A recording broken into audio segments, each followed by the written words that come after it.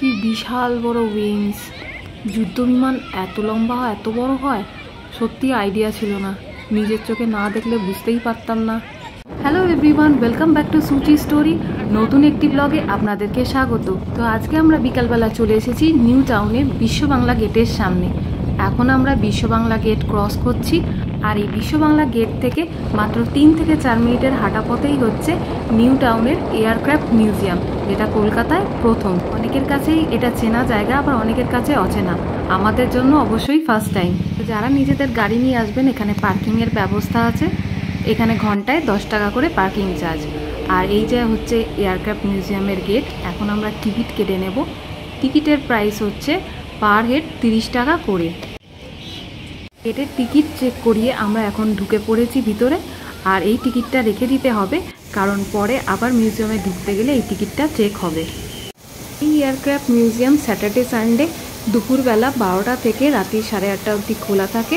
আর Tuesday থেকে Friday অবধি খোলা থাকে দুপুর 2:30 থেকে রাত্রি 8:30 অবধি। আর মন্ডেতে বন্ধ থাকে। তো আমরা এখন রানওয়েতে চলে এসেছি।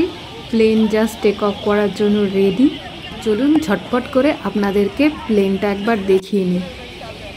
কি বিশাল বড় হিউজ দেখুন প্লেনটা। আর এই প্লেনের সামনে এই যে একটা লম্বা নজল টাইপের দেখছেন, এখান দিয়ে স্বভাবত যুদ্ধের সময় কোনো মিসাইল টিসাইল ছাড়া হয়। আর ওই দেখুন ভিতরে আবার পাইলটও বসে আছে। তো ভিতরে প্লেনের ভিতরে পুরো মিউজিয়াম আছে। আর চারদিকে 4টে দেখুন এরকম প্রপেলার রয়েছে। আর তলার দিকটাতে নিচের অংশটা, এটা হচ্ছে সামনের দিকের চাকা। কি বিশাল বড় চাকাটা, মোটা একটা টায়ার রয়েছে।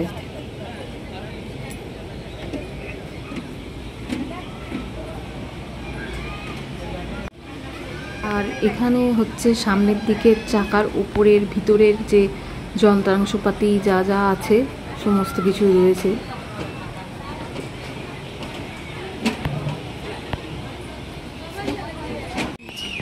আর এখানে প্রপেলারের সামনে এসছি। এবার দেখুন কি বিশাল বড় প্রপেলারের আবার এখানে লেখা রয়েছে এটা হচ্ছে ফ্রন্ট প্রপেলার, আবার পিছন দিকেরটা হচ্ছে রিয়ার প্রপেলার। মানে যুদ্ধ বিমানের যে প্রপেলারগুলো হয় সেটাও সিঙ্গেল প্রপেলার হয় না, ডাবল প্রপেলার হয়। সেজন্য সামনের দিকে একটা পাখা থাকে, বাট পিছনের দিকেও একটা প্রপেলার পাখা থাকে।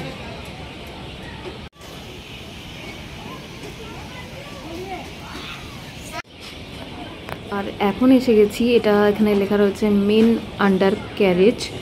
মানে এটা হচ্ছে পিছন দিকের মোস্ট প্রবাবলি চাকা। এরকম 4টে বড় বড় বিশাল বড় টায়ার রয়েছে চাকা। মানে মেন যে আর কি পুরো এই যুদ্ধ বিমানটার ভার যেটা আর কি গ্রহণ করে যে চাকাটা, সেইটা।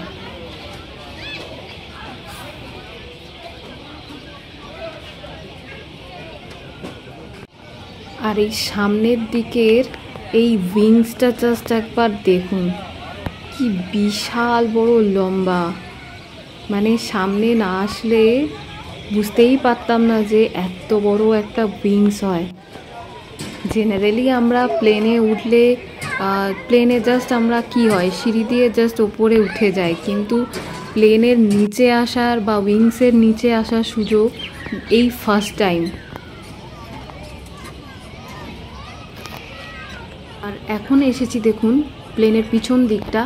ওই যে পিছন দিকের একটা নজল মতন দেখছেন, ওখানেও একজন মানে পাইলট বা একজন সোলজার বসে থাকেন। ওখান থেকে পিছন দিকের শত্রুদের মানে ফায়ার করার জন্য। আর ওই যে পিছন দিকের 2টো নজল রয়েছে, ওখান দিয়ে উনি ফায়ার করেন। 2022 সালে আমাদের মাননীয় মুখ্যমন্ত্রী শ্রীমতী মমতা বন্দ্যোপাধ্যায় এই নিউ টাউনের এই এয়ারক্রাফট মিউজিয়াম উদ্বোধন করেছেন। এই এয়ারক্রাফট মিউজিয়াম ইন্ডিয়ার মানে সেকেন্ড হচ্ছে এই কলকাতাতে। আর এছাড়া ফার্স্ট এয়ারক্রাফট এরকম মিউজিয়াম রয়েছে ভাইজ্যাগে, মানে বিশাখাপত্তনমে এরকম এয়ারক্রাফটের বেশ কয়েকটা মিউজিয়াম আছে। এই প্লেনের পাশে যে লম্বা ওঠার যে সিঁড়িগুলো দেখছেন, ওই সিঁড়ি দিয়ে উঠেই প্লেনের ভিতরের মিউজিয়ামে যেতে হয়। কিন্তু প্লেনের ভিতরে মিউজিয়ামে ক্যামেরা অ্যালাউ না, তাই আপনাদের সাথে শেয়ার করতে পারলাম না। তো এই হচ্ছে প্লেনের নিচের দিকটা। নিচের দিক থেকে ওপরের দিকে কিছু একটুখানি দেখানোর চেষ্টা করছি। ভিতরে প্রচুর যন্ত্রাংশপাতি সমস্ত কিছু রয়েছে। মানে কি করে মিসাইল কোথায় রাখা হয়, মিসাইল ক্যারিয়ার থেকে শুরু করে আরও যা যা সমস্ত আর কি যুদ্ধর কাজে লাগে সমস্ত কিছু রয়েছে। প্যারাশুট থেকে শুরু করে নানান যন্ত্রাংশপাতি অনেক কিছু রয়েছে। মানে আমরা হয়তো নর্মাল লোকেরা বুঝতে পারবো না, বাট যারা এই সমস্ত যুদ্ধ বিমান নিয়ে যারা কালচার করেন বা যাদের এই সম্পর্কে জ্ঞান আছে তারা অবশ্যই দেখলে বুঝতে পারবেন।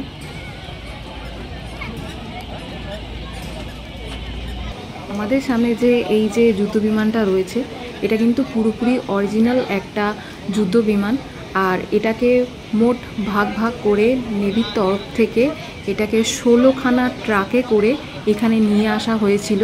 তারপর এখানে নিয়ে এসে সব পার্টসগুলো জুড়ে জুড়ে এখানে সব একসাথে অ্যাসেম্বল করা হয়েছে।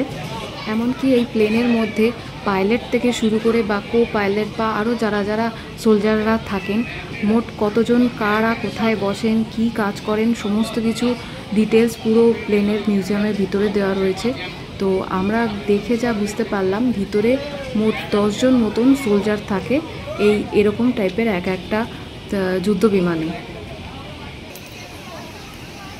এই যুদ্ধ বিমানটা যার নাম হলো টিউপোলেভ 142M, এই যুদ্ধ বিমানটা 1988 সাল থেকে 2017 সাল পর্যন্ত মানে প্রায় 29 বছর ধরে ইন্ডিয়ান এয়ারফোর্সে সার্ভিস দিয়েছে।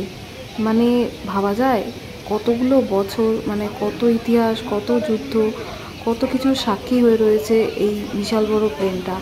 আর এই প্লেনটা এখন আমাদের সামনে দাঁড়িয়ে আছে, তাকে ছুঁয়ে দেখতে পাচ্ছি, তাকে মানে ফিল করতে পারছি, মানে ভাবলেও একটা মানে গায়ে শিহরণ দিয়ে ওঠে জাস্ট। ছোটদের এন্টারটেনমেন্টের জন্য এখানে অনেক সিস আছে, দোলনা আছে, স্লিপ আছে, আবার এরকম একটা ছোটুসা প্লেন আছে, পুরো রেপ্লিকা তৈরি করে রেখে দিয়েছে। এখানে এই দেখুন এরকম দড়ির সাহায্যে রোপের সাহায্যে এরকম উঠে স্লিপ কেটে নামবে বাচ্চারা। আর এখানে এয়ারফোর্সের ছোটোখাটো ট্রেনিংয়ের জন্য বাচ্চাদের এইরকম রোপ করে দেওয়া আছে, এদিক দিয়ে একদিক দিয়ে উঠবে আর একদিক দিয়ে নামবে। তো এখন কিছুটা সন্ধে হয়ে গেছে আর এই দেখুন প্লেনের রানওয়ের সব লাইটগুলো সব জ্বলে উঠেছে, কি দারুণ সুন্দর লাগছে, পুরো আলোয় পুরো ঝকঝক করছে। বর্তমানে এই এয়ারক্রাফট মিউজিয়ামের দায়িত্বে রয়েছে হিডকো, ওনারাই এই এয়ারক্রাফট মিউজিয়ামের রক্ষণাবেক্ষণের দায়িত্বে আছেন। উইকেন্ডের ছুটির দিনে বা এমনি নর্মাল উইকডেজের বিকালবেলার দিকে অবশ্যই একটা সুন্দর একটা ভালো একটা ঘুরতে আসার জায়গা হচ্ছে এই এয়ারক্রাফট মিউজিয়াম নিউ টাউনের। আর বাচ্চাদের জন্য তো খুবই একটা ইন্টারেস্টিং জায়গা, ছোট থেকে বড় সবার মন জয় করবে এই জায়গাটা। মানে আমার তো অ্যাটলিস্ট খুব ভালো লেগেছে, আশা করি আপনাদেরও খুব ভালো লাগবে। অনেকেই ঘুরে গেছেন, আবার অনেকে এখনও পর্যন্ত আসতে পারেননি, যারা যারা আসেননি তারা এসে ঘুরে যাবেন, খুবই ভালো লাগবে। বিধাননগর স্টেশন বা সল্টলেকের দিক থেকে যারা আসছেন তারা নিউ টাউনগামী বাস ধরবেন, এছাড়া রাজারহাটের দিক থেকেও যারা আসছেন তারাও নিউ টাউনগামী বাস ধরবেন। বিশ্ববাংলা গেট থেকে মাত্র 3 থেকে 4 মিনিটের জাস্ট হাঁটা পথে ডিস্টেন্সে হচ্ছে এই এয়ারক্রাফট মিউজিয়াম। ছাড়া যারা 2 হুইলার বা 4 হুইলার নিয়ে আসবেন এখানেই পাশে পার্কিংয়েরও ব্যবস্থা আছে। এখানে ঢুকতে গেলে এন্ট্রি ফিজ হচ্ছে পার হেড 30 টাকা করে। 3 বছরের নিচের বাচ্চাদের কোনো রকম এন্ট্রি ফিজ লাগে না। আর এছাড়া যদি স্কুল থেকে আসেন তাহলে আই কার্ড ক্যারি করতে হবে। পাশের ঝিলের ফাউন্টেনের লাইটগুলো জ্বলে উঠেছে, অন্ধকারের মধ্যে দারুণ সুন্দর লাগছে জাস্ট। আবার এই ব্লগটা কেমন লাগলো অতি অবশ্যই কমেন্ট করে জানাবেন, ভালো লাগলে লাইক করবেন, শেয়ার করবেন, আর আমার চ্যানেলে নতুন হলে চ্যানেলটিকে সাবস্ক্রাইব করবেন। তো আজকের মতন প্লেনকে টাটা জানিয়ে আমরা আজকে রওনা দিচ্ছি। দেখা হচ্ছে খুব তাড়াতাড়ি নতুন একটি ব্লগে, ততক্ষণের জন্য টাটা।